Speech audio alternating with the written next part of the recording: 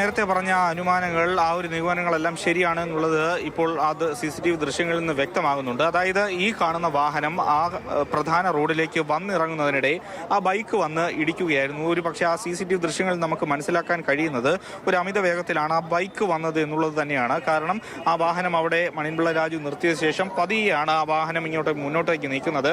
അദ്ദേഹം വാഹനം നിർത്തിയ സമയത്ത് ഒരു കാറ് പാസ് ചെയ്യുന്നുണ്ട്. അതോടൊപ്പം മറ്റു വാഹനങ്ങളെല്ലാം തന്നെ ആ റോഡിൽ ഇങ്ങനെ പാസ് ചെയ്യുന്നുണ്ട്. അതിനുശേഷം ഈ വാഹനം പതിയെ മുന്നോട്ട് എടുക്കുന്നതിനിടയിൽ ഏതാണ്ട് ഈ ഭാഗത്ത് വന്ന് ബൈക്ക് ഇടിക്കുകയായിരുന്നു.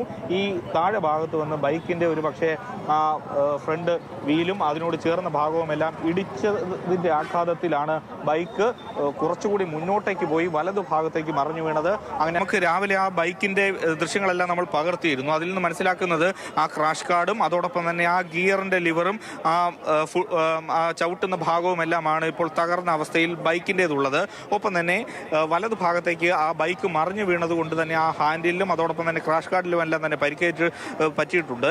ഈ കാണുന്ന ഭാഗത്ത് ആ വാഹനത്തിൻ്റെ ക്രാഷ് കാർഡ് വന്ന് ഇടിച്ച് ഈ മുൻവശത്തുള്ള ബമ്പർ മുഴുവൻ, അല്ലെങ്കിൽ ആ ബമ്പറിൻ്റെ താഴെയുള്ള പ്ലേറ്റ് മുഴുവൻ ഇളകി റോഡിലേക്ക് പോകുന്ന ഒരു കാഴ്ചയും നമുക്ക് ആ ദൃശ്യങ്ങളിൽ നിന്ന് തന്നെ CCTV ദൃശ്യങ്ങളിൽ നിന്ന് കൊണ്ടുപോയി എന്ന് പറയുന്നതിൽ അടിസ്ഥാനമില്ല. അത് ഈ ബമ്പറിന്റെയും മറ്റും കാറിന്റെ തന്നെ ഇടിയിൽ തകർന്ന ഭാഗമാണല്ലേ ആ ദൃശ്യങ്ങൾ നമ്മൾ കാണുന്നത്. ബൈക്ക് തെറിച്ചു പോവുകയല്ലേ. ദൃശ്യങ്ങളിൽ നിന്ന് അത് വളരെ വ്യക്തമാണ്. കാരണം ആ ബൈക്ക് വന്ന് ഈ കാറിന്റെ വലതുഭാഗത്ത് ഇടിച്ച ശേഷം ബൈക്ക് മുന്നോട്ടേക്കാണ് വന്ന് മറിഞ്ഞു വീഴുന്നത്. മുന്നോട്ടേക്ക് വന്ന് മറിഞ്ഞു വീണ് വലതുഭാഗത്തേക്കാണ് ഈ രണ്ട് യുവാക്കളും വീഴുന്നത്. അതിനുശേഷം ഈ വാഹനം തിരിഞ്ഞ് നേരെ കുറച്ചുകൂടി മുന്നോട്ട് വന്ന് അവിടെ നിർത്തുന്നു.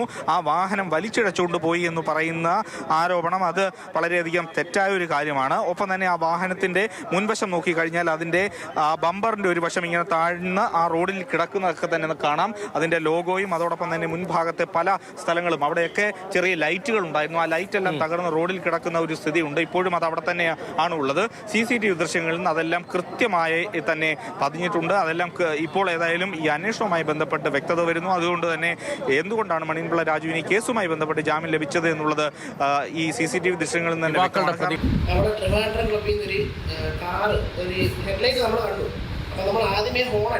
ഹോണടിച്ച് കയറി അടുത്തെത്താറായപ്പോൾ ഈ കാറ് പെട്ടെന്ന് നമ്മൾ ഇടിച്ച് ഞാൻ എൻ്റെ കൂടെയുള്ള പേര് ദൂരെ തെറിച്ച് വീഴാം.